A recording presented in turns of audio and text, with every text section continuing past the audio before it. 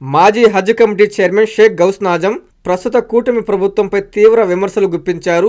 ఆదివారం శ్రీకాళహస్తి వెళ్లే మార్గంలో రాపూర్కు విచ్చేసిన ఆయన స్థానిక వైఎస్ఆర్ కాంగ్రెస్ పార్టీ నాయకులతో భేటీ అయ్యారు. అనంతరం స్థానిక మసీదులో ప్రార్థనలు నిర్వహించిన ఆయన మీడియా ప్రతినిధులతో మాట్లాడారు. కూటమి ప్రభుత్వం అధికారంలోకి వచ్చిన తర్వాత హజ్ కమిటీ నిధుల నుంచి సుమారు 3.47 కోట్ల రూపాయలను ఇతర అవసరాలకు వాడేశారని ఆయన ఆరోపించారు. గడిచిన 3 ఏళ్లలో ముస్లింల సంక్షేమం కోసం 16,000 కోట్లు కేటాయించామని చెబుతున్న ప్రభుత్వం ఆ నిధులు ఎక్కడికి వెళ్లాయో సమాధానం చెప్పాలని డిమాండ్ చేశారు. హజ్ యాత్రికుల సౌకర్యార్థం ఉంచిన నిధులను ఇతర పనులకు వాడాల్సిన అవసరం ఏమొచ్చిందని ప్రశ్నిస్తూ భవిష్యత్తులో హజ్ నిధులను ఏ రకంగానూ మళ్లించకూడదని ప్రభుత్వాన్ని హెచ్చరించారు. ఈ కార్యక్రమంలో వెంకటగిరి నియోజకవర్గ డాక్టర్ విభాగ చైర్మన్ డాక్టర్ ఖాదర్ బాషా, చిన్న మస్తాన్, గని, బాబు, ముస్లిం సోదరులు తదితరులు పాల్గొన్నారు. పత్రికా సోదరులకు నమస్కారములు. ముఖ్యంగా ఈరోజు రాపూర్కు రావడానికి ప్రధాన కారణం ఏంటంటే శ్రీకాళహస్తిలో ఈ ఇఫ్తార్ విందుకు ఆహ్వానించడం జరిగింది. అలాగే మధ్యంలో మన రాపూర్లో అబ్దుల్ ఖాదర్ గారు, అలాగే వెంకటగిరిలో యజ్దాని గారు కౌన్సిలర్ వాళ్ళ ఆహ్వానం మేరకు ఈ రూట్లో వెళ్తూ ఇక్కడ ఆగి ఇప్పుడే నమాజ్ చదువుకొని బయలుదేరబోతున్నాము. ముఖ్యంగా ఈరోజు ఈ పవిత్రమైనటువంటి రంజాన్ మాసాన్ని పురస్కరించుకొని కాళహస్తిలో విచారణకు ఆ సోదరుల ఆహ్వానం మేరకు వెళ్తున్నందుకు చాలా సంతోషంగా ఉంది. ఎంతో ఆదరాభిమానంతో వాళ్ళు పిలిచినందుకు వాళ్ళ ఆహ్వానం మేరకు అక్కడికి రావడం జరిగింది. ముఖ్యంగా నేను చెప్పబోయేది ఏంటంటే వైఎస్ఆర్ కాంగ్రెస్ పార్టీ ఈ రాష్ట్రంలో అధికారంలో ఉన్నప్పుడు ముస్లిం సంక్షేమం కోసం ఎన్నో అభివృద్ధి కార్యక్రమాలు చేసింది. అలాగే మైనార్టీల సంక్షేమం కోసం దాదాపు 23,000 కోట్ల రూపాయలు సంక్షేమంలో కేటాయించడం జరిగింది. ఇవాళ తెలుగుదేశం పార్టీ అధికారంలోకి వచ్చిన తర్వాత వక్ఫ్ బోర్డు భూములను కార్పొరేట్ సంస్థలకు దారదత్తం చేసేటువంటి పనిలో పడింది.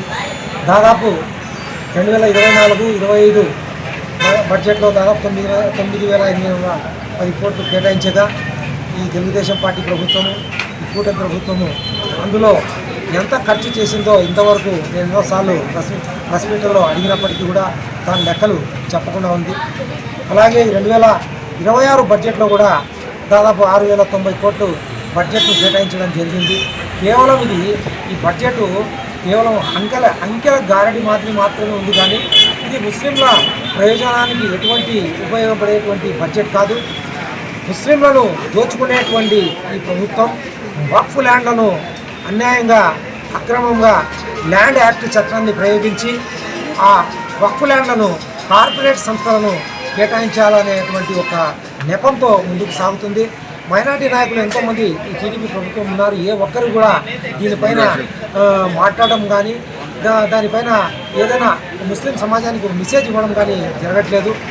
అలాగే ఈ ప్రభుత్వం అధికారంలోకి వచ్చిన తర్వాత మొట్టమొదటిసారిగా 2024లో వచ్చిన రంజాన్కి అయితేనేమి, 2025లో వచ్చే రంజాన్కి అయితేనేమి దాదాపు 1.50 కోట్ల రూపాయలు, అంటే 1,50,00,000 రూపాయలు హజ్ కమిటీ నుండి వాడడం జరిగింది. అలాగే ఈ హజ్ యాత్రకు వెళ్ళినటువంటి 2024 హజ్ యాత్రకు వెళ్ళినటువంటి యాత్రికులకు 72 లక్షల రూపాయలు కూడా ప్రత్యేకంగా జీవో అలాంటి ఏమీ కానీ కేటాయించకుండా ఆ 72 లక్షల రూపాయలు కూడా విజయవాడ ఎంబార్కేషన్ పాయింట్ నుంచి వెళ్ళిన హజ్ యాత్రికులకు హజ్ కమిటీ నిధుల నుంచి వాడడం జరిగింది.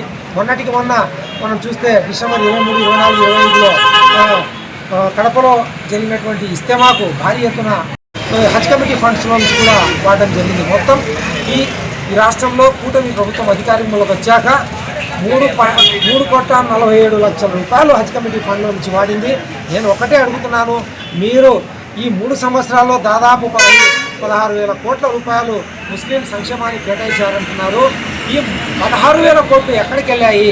హజ్ కమిటీలో ఉన్నటువంటి అవైలబుల్ ఫండ్స్ను వాడాల్సినటువంటి అవసరం ఏమొచ్చిందని చెప్పేసి ఈ ప్రభుత్వాన్ని మీడియా ముఖంగా ప్రశ్నిస్తున్నాను.